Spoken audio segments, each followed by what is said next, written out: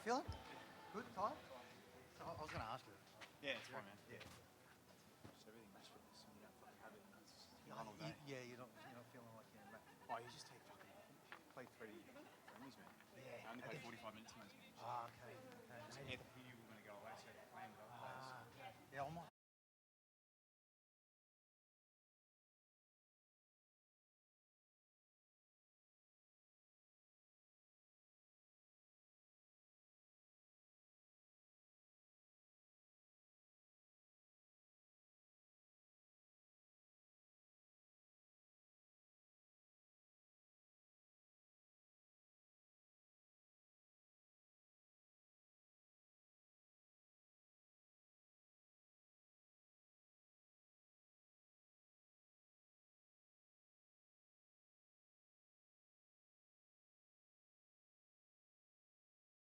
And made the changes necessary. And yeah, absolutely, we're disappointed we didn't get something out of the game. Do you feel that second goal should have been allowed, the offside? Well, I haven't seen it back. I've seen a couple of snapshots that were on the big screen, and I'm really confused as to why, when it's so tight and it's such a line ball decision, why the linesman would flag for it. And I believe once that happens, then the decision can be different. So, look, I don't know. It looked like a good goal, but I haven't had a good look at it. So disappointing, because I think not just that chance, we had another couple of chances to snatch something late on, and we didn't take them. So, but look, I have to say I'm incredibly proud of the boys and the effort they put in tonight. Well, can you just talk us through how difficult this day's been? I understand you just to travel down today and fly back, but how has it actually, how does it affect you as well? Yeah, massively. I mean, I don't know what to say. I'm still, it's no shock that when the draw came out officially 6 or 7 weeks ago, Brisbane Roar asked the questions of the league and the government, and I think it wasn't until Tuesday that we had a definitive answer what we were doing, and so I'm gobsmacked, really. I don't know what to say about it. I've come from the NPL where we would travel the day before because we know that's best practice. Yet in the A-League, we're for round one against one of the best teams in the land, we're travelling and not arriving into Melbourne till 3 o'clock in the afternoon. So, we could have sat here and not said anything, but I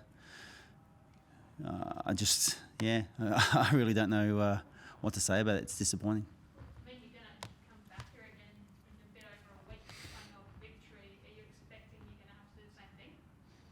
We're going to have to be resilient, and we're going to have to find a way. I mean, what choice do we have? We're not the decision makers, unfortunately.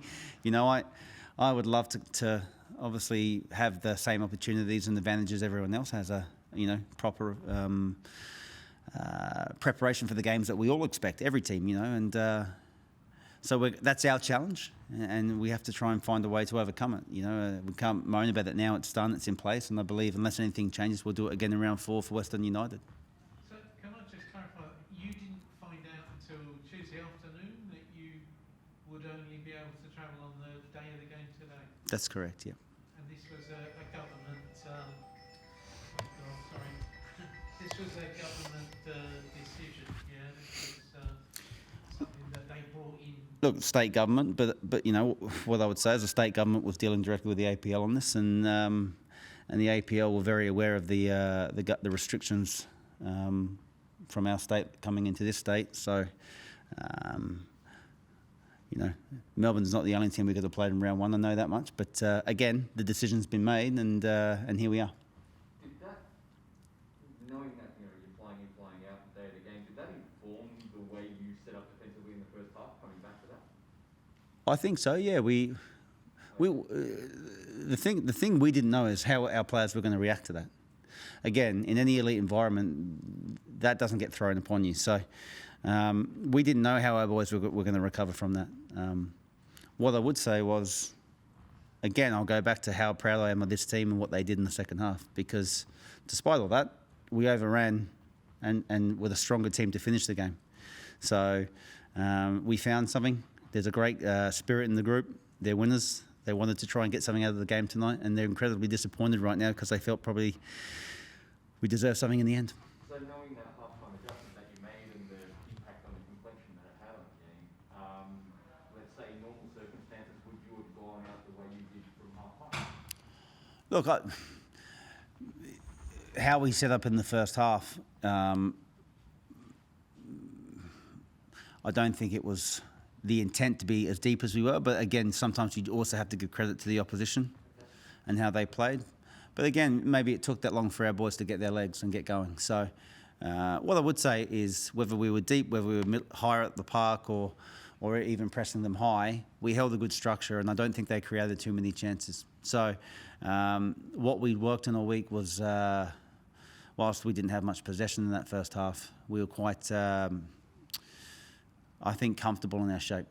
The disappointing thing, like I said, was the 2 set pieces where we switched off and we got caught out.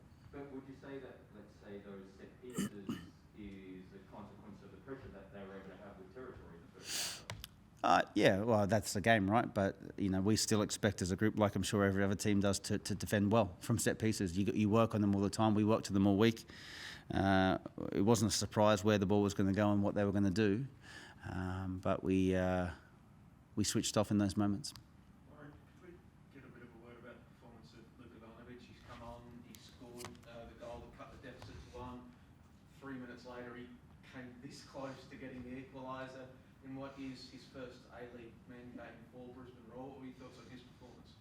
Yeah, I thought he was really good when he came on, made an impact, and he's a good player, and that's why we wanted him at Brisbane. And I made the point as well. I think Sydney's a great club, and I think the difficulty with a young player like Luke is finding that opportunity when you've got players of such high calibre there.